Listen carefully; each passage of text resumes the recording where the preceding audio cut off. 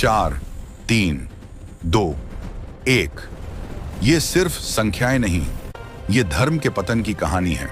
गरुड़ पुराण के अनुसार कलयुग के अंत तक धर्म सिर्फ एक पैर पर खड़ा रहेगा और पूरी पृथ्वी अधर्म से भर जाएगी। क्या हम उसी अंत की ओर बढ़ रहे हैं?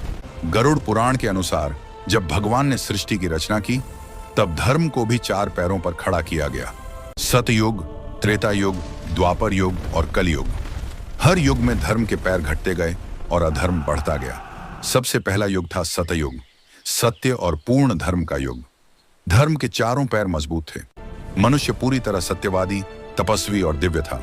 इसी युग में भगवान ने मत्स्य, कूर्म, वराह और नरसिंह अवतार लेकर सृष्टि की रक्षा की। समुद्र मंथन हुआ, शिवजी ने विष पिया और नीलकंठ बने। धर्म चारों पैरों पर खड़ा था, कोई पाप नहीं, सिर्फ सत्य। इसके बाद आया त्रेता युग। धर्म का एक पैर कट गया, अब सिर्फ 3 पैर रह गए। पाप का बीज पनपने लगा। मनुष्य में लोभ और क्रोध आया। इसी युग में भगवान ने वामन, परशुराम और श्री राम अवतार लेकर अधर्म का संहार किया।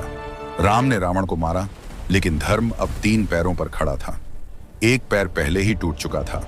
तीसरा युग था द्वापर युग। धर्म का दूसरा पैर भी कट गया, अब सिर्फ 2 पैर बचे। पाप और पुण्य बराबर हो गए, झूठ, द्वेष और युद्ध बढ़ गए। इसी युग में भगवान श्री कृष्ण और बलराम अवतार लेकर महाभारत का युद्ध करवाया। कुरुक्षेत्र में धर्म और अधर्म का अंतिम संग्राम हुआ।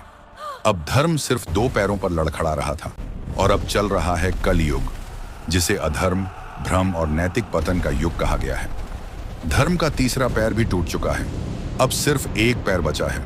आज मनुष्य में झूठ, लोभ, हिंसा और भ्रष्टाचार चरम पर है। गरुड़ पुराण में साफ लिखा है, कलयुग के अंतिम चरण में धर्म का आखिरी पैर भी टूट जाएगा। तब भगवान विष्णु कल की अवतार लेकर पृथ्वी पर आकर अधर्म का संहार करेंगे और फिर नया सतयुग शुरू होगा। अगर आप भी मानते हैं कि कलयुग का अंत निकट है, तो कमेंट में लिखें जय श्री कल की और इस रहस्य को आगे जरूर शेयर करें।